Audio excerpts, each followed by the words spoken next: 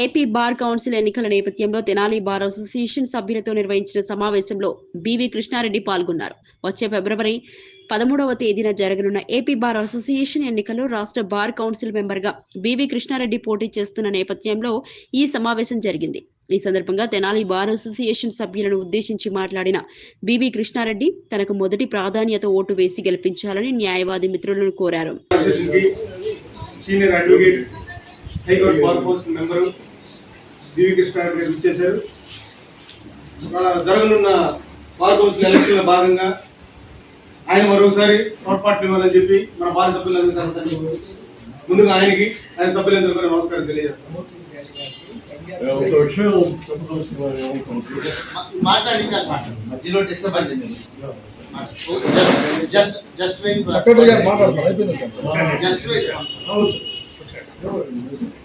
కూర్చోండి దశరథ గారు, కూర్చోండి. చెప్పండి.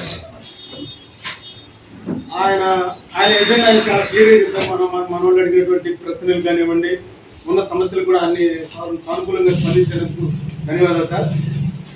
మీ భవిష్యత్తులో కూడా మీ తోడ్పాటు మీరు కోరుకుంటున్నాను. మీరు ఇంతమంది మెంబర్లు వచ్చారు మాకు ఓట్లాడడానికి. ఎవరు కూడా ఇంత టైం స్పెండ్ చేసి మా కోసం నిలబడలేదు, మమ్మల్ని అడగలేదు కూడా. మీ రిక్వైర్మెంట్స్ ఏంటి, ఎట్లా ఉన్నారు, మీ పరిస్థితి ఏంటని అడగలేదు. ఫస్ట్ మీరు అడిగారు సార్, ధన్యవాదాలు. మా అందరి తరఫున, మా ప్రెసిడెంట్ గారి తరఫున మా రిక్వైర్మెంట్స్ ఏంటంటే సార్, ఇప్పుడు కొత్తగా ఇంతవరకు టాయిలెట్స్ లేవు. ఇప్పుడు నిర్మాణంలో ఉన్నాయి టాయిలెట్స్. అది పోరాడి టాయిలెట్స్ తెచ్చుకున్నాము. మాకు మెయిన్ అదంటే బార్ అసోసియేషన్ లేదండి. అది ముందుకు వెళ్తుంది, వెనక్కి వస్తుంది. పై ఇందాక మీకు చెప్పండి. మీరు చక్రవర్తి గారితో చక్రవర్తి గారితో లైన్ చేయండి. నేను వెంటనే దాన్ని మళ్ళీ కనపడతాను. మెయిన్ ఎజెండా మా అసోసియేషన్ నుంచి అదండి. మనకి ఏదో ఒక 50,000 60,000 జగనన్న కాలకి అక్టివేట్ చేశారు ల్యాండ్. మా కెనాల్ చుట్టుపక్కల మా గవర్నమెంట్ ల్యాండ్ లేదు. ఒక ఎకరం కూడా ఎక్కడ కూడా అందుబాటులో గవర్నమెంట్ లేకపోతే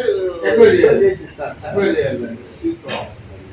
అది అడిగాం సార్. మళ్ళీ దాన్ని అడుగుతాం సార్. అది రిక్వైర్మెంట్ బర్నింగ్ లో ఉంది సార్. మెయిన్ ఓటు మాత్రం మెడికల్ లైన్ సార్. ముందు మనశ్శాంతిగా ఉండాలి అంటే మెడికల్ లైన్ ఉండాలి సార్. అది మెయిన్. ఇప్పుడు మీరు వెళ్ళి డబ్బులు ఖర్చు పెట్టుకుని తీసుకొస్తే అది సంవత్సరం తర్వాత అని అంటున్నారు చూడండి.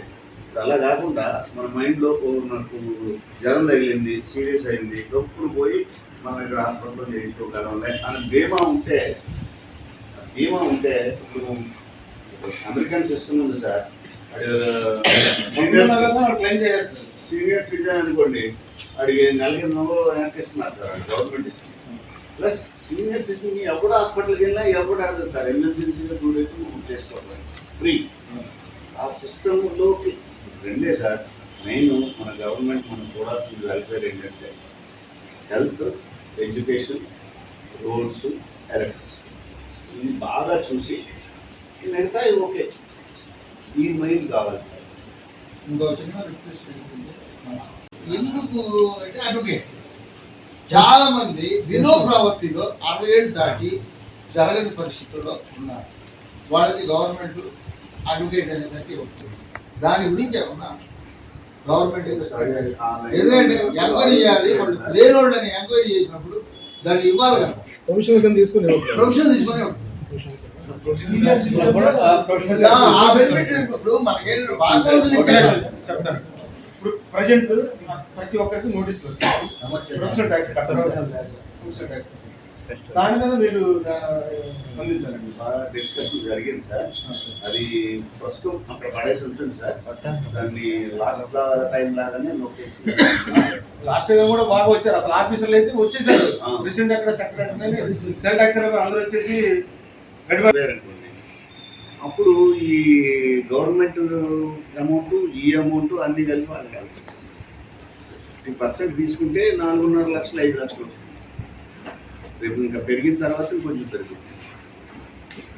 అయితే ఇప్పుడు ఇంకా మీరు మొత్తం విత్డ్రా చేసేసారనుకోండి, ఇంకా వాళ్ళు ఎప్పుడైనా చనిపోయినప్పుడు మళ్ళీ గవర్నమెంట్కి వెళ్తాం, ఇవన్నీ జరగదు. కాదు ఎవరు చేయరు. ఆలోచన కరోనా టైంలో 20,000 లోన్ కింద ఇచ్చారు కదండి, అది రీపేమెంట్ ఉందా లేకపోతే ఏమన్నా ఇప్పటి వరకు రద్దు చేయలేదు సార్. రీపేమెంట్ లోనే ఉంది సార్. అది ఎప్పుడన్నా ఏమన్నా డెసిషన్ తీసుకోవాలి. టైం ఇస్తే కట్టాలి పట్టుకుంటున్నారు. వాళ్ళు ఏదో టైం ఇచ్చారు, మళ్ళీ ఆగిపోయింది. ఎప్పుడే లేదు సార్, మీరు ఎప్పుడైనా కట్టుకోవచ్చు సార్.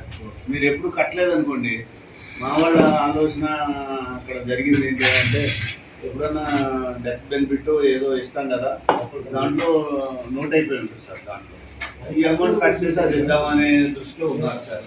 అందుకని మిమ్మల్ని ఎవరిని ప్రెజర్ చేయట్లా, అడగట్లా. మేము